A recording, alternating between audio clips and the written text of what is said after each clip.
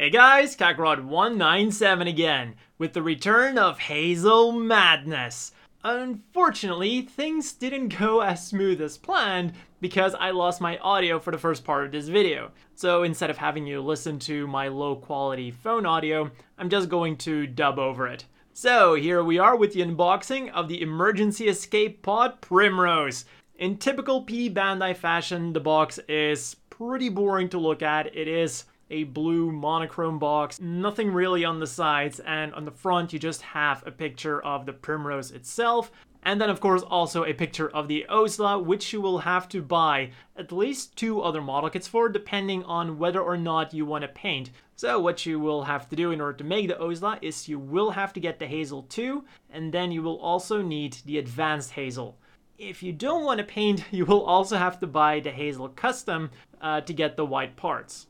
But I'm sure for many other Hazel enthusiasts like me, that's a small price to pay to own more Hazel stuff. Also, I guess you could kinda call this a revive of the old Dengeki Hobby add-on kit, which still has one reason to buy, and that is the full armor set, which you do not get with this kit. But let's have a look what we do get on the inside. And we are immediately greeted with a stand, should you want to display it as a Primrose, and then the gray runner that's packed together with the stand is made out of the softer plastic that we often get nowadays, which is good for durability. Then on the main runner, we unfortunately get a little bit too much white, so get prepared to do some detail painting. While this isn't a remold, it does feel like it suffers from some remold syndrome.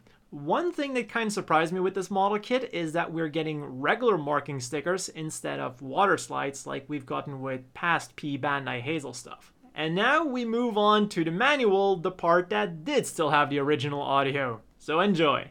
And then finally, we of course also get the typical boring black and white P-Bandai manual.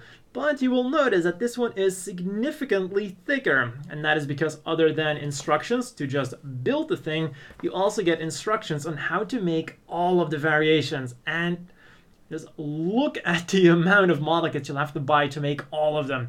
You would have to buy 2 of this model kit. They also tell you to get the Hazel Custom with expansion parts for the TR6, which is not true. You don't have to buy the P-Bandai version, you can just buy the regular one. And they want you to get 2 Advanced Hazels, again with the expansion parts from P-Bandai. Again, you can buy the regular one, the Hazel 1 ones, and then the Frududu also ones. So when we open up the manual, it goes on for quite a while. It folds out completely. And then, as I said before, you have the stuff that you can just normally build with this thing, the regular Primrose, and how to hook it up with the Hazel. Then, when we turn it around, we get to the more special combinations, because of course the big thing with the Hazel line is there's a lot of different small variations. The first one they give you is the next generation, what was it called again? The next generation mass production machine.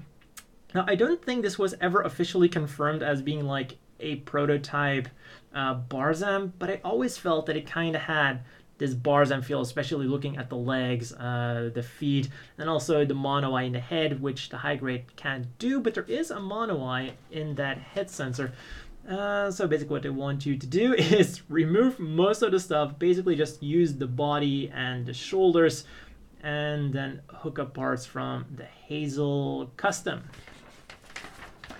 Then when we go here, this is with the Frududu.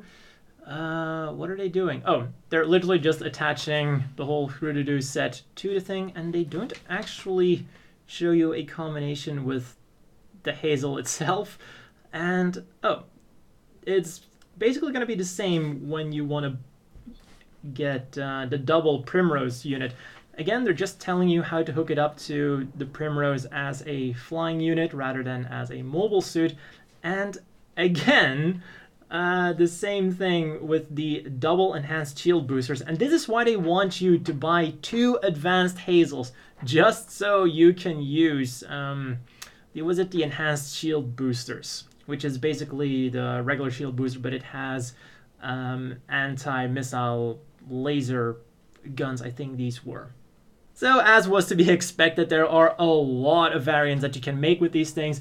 Unfortunately, I do at the moment only have one Primrose, so I can make all of them except for the double Primrose variant. In typical Hazel Madness fashion, I will be making a main review for the Primrose itself in combination with the Hazel, so I will make a full Hazel Osler review, and then the other variants will be smaller Hazel Madness videos specifically for that variant, and maybe any other variants that I can find that are not listed in here, because I didn't actually look up if there are any more weird or obscure Hazel variants. Anyways, that's all for the unboxing of the Primrose and the return of Hazel Madness. And don't worry, there will be more. As always, a big thank you to the Patreon supporters. I hope you all have a great day, and I will see you all tomorrow with a review of the Primrose.